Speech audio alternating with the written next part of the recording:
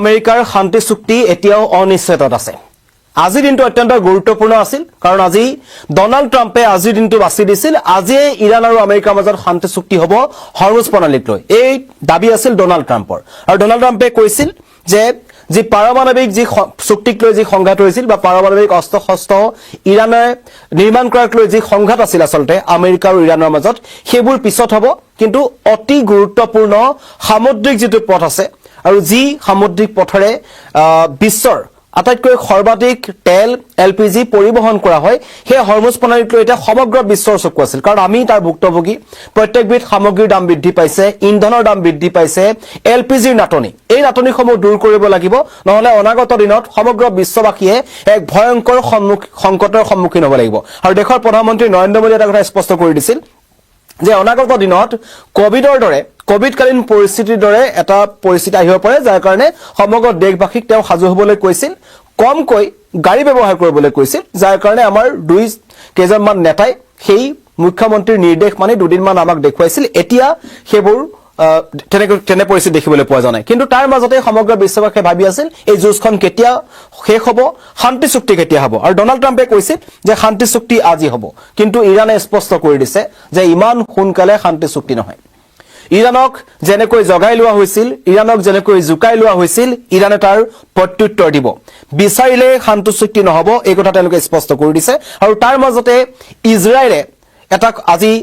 উনুটা খৰ মাৰিছে, কাৰণ যিটো সময়ত ডনাল্ড ট্ৰাম্পে বাৰম্বাৰ বেঞ্জামিন নেতান্যাহুক ইৰাণক আক্ৰমণ কৰিবলৈ মানা কৰিছিল, বেইৰুটত আক্ৰমণ কৰিবলৈ মানা কৰিছিল যাতে শান্তি চুক্তিটো সোনকালে আগবাঢ়ে, কিন্তু তাৰ মাজতে আজি পুনৰ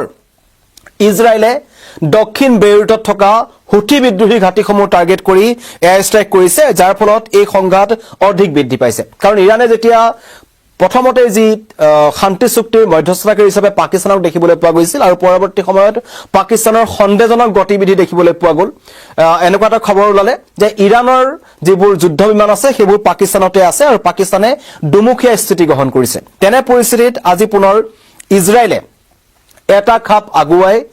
বেইৰুটত থকা হুথি বিদ্ৰোহীসকলক আক্ৰমণ কৰিছে আৰু তাৰ পিছত এটা কথা স্পষ্ট হৈছে যে শান্তি চুক্তি কিছু দূৰলৈ পুনৰ পিছলৈ গুচি গৈছে, কাৰণ শান্তি চুক্তি নহ'ব। কাৰণ ইতিমধ্যে কৈছো যে তেহৰানে ঘোষণা কৰিছিল যে শান্তি চুক্তি লাগ বুলিলে তেওঁলোকে নকৰে, কাৰণ ইতিমধ্যেই ইৰাণৰ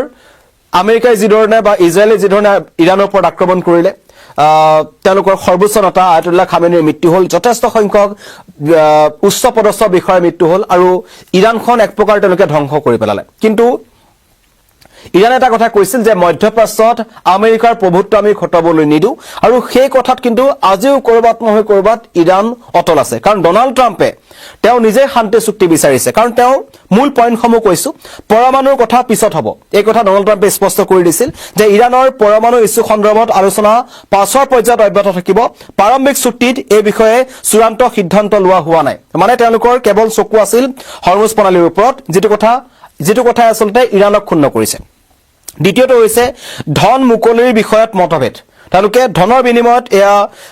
ইৰাণৰ যি বৈদেশিক মন্ত্ৰী আছে আব্বাছ আৰগাছিয়ে দাবী কৰিছিল যে চুক্তিৰ পাছত তেওঁলোকৰ বন্ধ হৈ থকা ধন মুকলি কৰি দিয়া হ'ব, কিন্তু ট্ৰাম্পে এই দাবী অস্বীকাৰ কৰি কৈছে ইৰাণক কোনো ধৰণৰ ধন দিয়া নহ'ব। তাক লৈ ইতিমধ্যেই আমেৰিকা আৰু ইৰাণৰ মাজত সংঘাত অব্যাহত আছে। তৃতীয়টো হৈছে উত্তেজনা যি আছে, চুক্তি চলি থকা কথাৰ মাজতে হৰমুজ প্ৰণালীত উত্তেজনা বৃদ্ধি পাবলৈ ধৰিছে। আমেৰিকাই দাবী কৰিছে যে ইৰাণে সেই অঞ্চলত ড্ৰোন আক্ৰমণ চলাই আছে আৰু তেওঁলোকে আমেৰিকাৰ যিবোৰ নাও আছে সেই নাওসমূহক তেওঁলোকে টাৰ্গেট কৰিছে। শেহতীয়াকৈ ভাৰতীয় নাৱৰ ওপৰতো আক্ৰমণ চলিছিল আমেৰিকাৰ ফালৰ পৰা, যাক লৈ সংঘাত বৃদ্ধি হৈছে। তেনে পৰিস্থিতিত এয়া এক জটিল বিষয় বুলি ক'ব লাগিব এনেকুৱা এক পৰিস্থিতিত। আৰু তাৰ মাজতে ইজৰাইলে আজি জ্বলাই জুইত ঘিউ ঢালিছে, তেওঁলোকে দক্ষিণ বেইৰুটত আক্ৰমণ কৰিছে। যিটো ইৰাণৰ ফালৰ পৰা যিকেইটা চৰ্ত দিয়া হৈছিল, তেওঁলোকৰ মতে চৰ্ত আছিল যে প্ৰথমতে বেইৰুট বা এই হুথি বিদ্ৰোহীসকলৰ যিবোৰ ঘাটি আছে তাত ইজৰাইলে আৰু আমেৰিকাই যৌথ অভিযান বন্ধ কৰিব লাগিব, মধ্যপ্ৰাচ্যত তেওঁলোকৰ দপদপনি বন্ধ হ'ব লাগিব, হৰমুজ প্ৰণালীক লৈ পুনৰ আমেৰিকা আৰু ইজৰাইলে কোনো ধৰণৰ দাবী কৰিব নোৱাৰিব, এনেকুৱাবোৰ স্থিতি আছিল। ধন বিচাৰিছিল, ধনৰ বিনিময়ত তেওঁলোকে মুকলি কৰি দিম বুলি কৈছিল, আৰু শেহতীয়াকৈ তেওঁলোকে কৈছিল ওমানৰ সৈতে মিলি আমি হৰমুজ প্ৰণালীটো একেলগে পৰিচালনা কৰিম। এই কথা কোৱাৰ পিছত কিন্তু আমেৰিকা আৰু ইউৰোপীয় দেশসমূহে তীব্ৰ বিৰোধিতা কৰিছিল ইৰাণৰ এই কথাটো, কিন্তু তাৰ পাছতো ইৰাণ নাচুৰ বান্ধা। এই কাৰণে নাচুৰবান্দা বুলি কৈছো যে এফালৰ পৰা আমেৰিকাৰ দৰে এখন মহাশক্তিধৰ দেশ আনফালে ইজৰাইলৰ দৰে এখন মহাশক্তিধৰ দেশে একেলগে ইৰানৰ ওপৰত আক্ৰমণ কৰি আছে কিন্তু তথাপিও পিছ হুহুকি অহা নাই আৰু আৰম্ভণিৰ পৰাই এই যি যুঁজ চলিছিল প্ৰায় ছমাহ হ'ব হৈছে এই সময়ত কিন্তু তেওঁলোকৰ ফালৰ পৰা এটা কথা স্পষ্ট হৈ আছে যে শেষ মুহূৰ্তলৈকে ইৰানে যুঁজ দিব আৰু এই কথা এটা কথা স্পষ্ট হৈছে ডোনাল্ড ট্ৰাম্পে কিন্তু বাৰম্বাৰ তেওঁলোকে শান্তি চুক্তি কৰিব বিচাৰি আছে তেওঁলোকে আও প্ৰক্ৰিয়াকৈ এই গোটেই যুঁজখন কাৰণ বিগত বৰ্ষতে প্ৰথমবাৰ অপাৰেচন মিডনাইট হামাৰ যেতিয়া হৈছিল তেতিয়াই আমেৰিকাই যেতিয়া ইৰানৰ ওপৰত আক্ৰমণ কৰিছিল তেওঁলোকে টাৰ্গেট কৰিছিল তেহৰান যি ইস্পাহান বুলি যিটো অঞ্চল আছে সেই অঞ্চলসমূহত চহৰসমূহক টাৰ্গেট কৰিছিল য'ত ইৰানৰ যিবোৰ পাৰমাণৱিক ঘাটি আছে বা তেওঁলোকৰ যিবোৰ পাৰমাণৱিক কাৰ্যসূচী চলি আছে য'ত বৈজ্ঞানিকসকলে কাম কৰি আছে পাৰমাণৱিক ক্ষেপণাস্ত্ৰসমূহ আছে আৰু ইউৰেনিয়াম য'ত লুকুৱাই থোৱা হৈছিল টাৰ্গেট কৰা হৈছিল সেই অঞ্চলসমূহক আৰু আমেৰিকা আৰু ইজৰাইলে দাবীও কৰিছিল যে তেহৰান ইস্পাহান এই অঞ্চলসমূহত থকা যিবোৰ পাৰমাণৱিক ঘাটি আছে ইৰানৰ সকলো তেওঁলোকে ধ্বংস কৰি পেলাইছে আৰু ইৰানে এতিয়া পুনৰ পাৰমাণৱিক অস্ত্ৰ-শস্ত্ৰ তেওঁলোকে নিৰ্মাণ কৰিব নোৱাৰে কিন্তু যিটো বিশ্ব যি এটমেটিক সংস্থা আছে তেওঁলোকৰ ফালৰ পৰা সেয়া দাবী অস্বীকাৰ কৰা হৈছিল তেওঁলোকে কৈছিল যে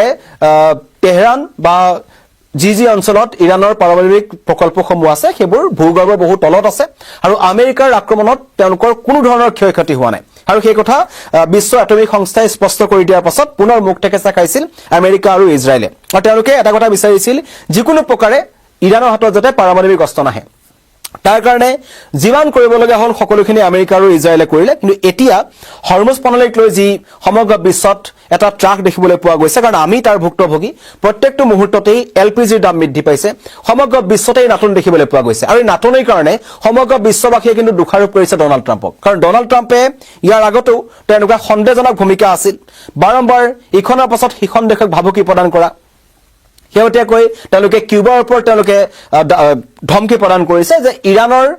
যদি শাসন ইৰানৰ যিটো ইছ্যু আছে এই ইছ্যুটো শেষ হোৱাৰ পাছত আমি এবাৰ কিউবাৰ ওপৰত আক্ৰমণ কৰিম এনেকুৱা ধৰণৰ ভাবুকি প্ৰদান কৰিছে যি ভাবুকি হয়তো আমেৰিকাত থকা লোকসকলকো কৰবাত নহবাত সংকাত পেলাইছে কাৰণ আমেৰিকা এই যুদ্ধখনৰ পাছত বহুখিনি পিছ পৰি গৈছে যেটো বিশ্বৰ বিভিন্ন সমীক্ষাত প্ৰকাশ পাইছে যে ইৰাণ আৰু আমেৰিকাৰ যুদ্ধৰ পাছত আমেৰিকাৰ যি সামৰিক শক্তি আছে যিবোৰ অস্ত্ৰ-শস্ত্ৰ আছে বহুখিনি ধ্বংস হৈছে আৰু শেহতীয়াকৈ মধ্যপ্ৰাচ্যত আমেৰিকাৰ যেটো খোপনি আছিল তাত কিন্তু তেওঁলোকে কিছু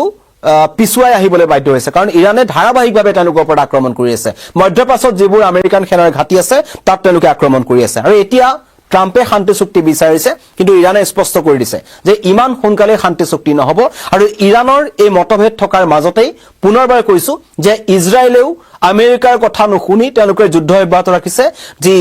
দক্ষিণ বেইৰুট আছে দক্ষিণ বেইৰুটত তেওঁলোকে আক্ৰমণ কৰিছে বা লেবানন এই অঞ্চলসমূহত তেওঁলোকে আক্ৰমণ কৰি আছে যি আক্ৰমণে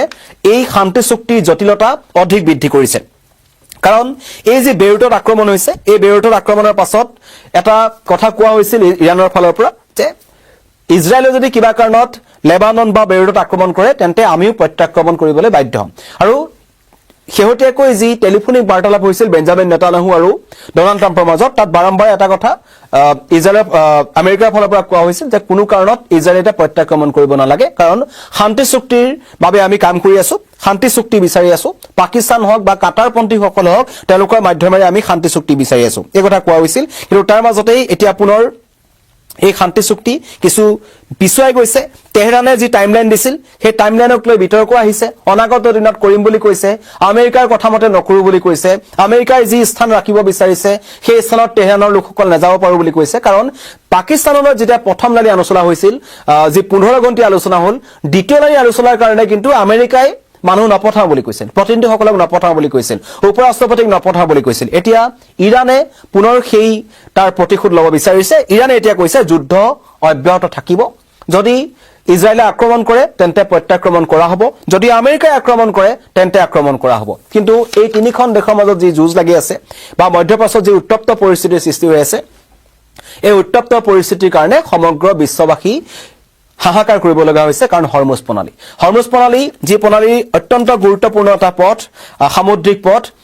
যি পথেৰে যথেষ্ট সংখ্যক তেল LPG অহা যোৱা কৰে আৰু সেই প্ৰণালী যদি ব্যৱহাৰ কৰিব নোৱাৰে বা তেতিয়া কিন্তু যথেষ্ট অসুবিধাৰ সন্মুখীন হয়। এখানে সকলোৰে চকু আছিল ডনাল্ড ট্ৰাম্পে দাবী কৰিব পাৰে কিন্তু ইৰানে শান্তি চুক্তি নকৰে আৰু আজিৰ দিনটো আছিল অত্যন্ত গুৰুত্বপূৰ্ণ কিন্তু এতিয়ালৈকে যি দেখা পোৱা গৈছে সকলোৱে আশা কৰি আছিল কিন্তু কিছু সময় পূৰ্বে যি খবৰ আহিছে তাত এটা কথা আহিল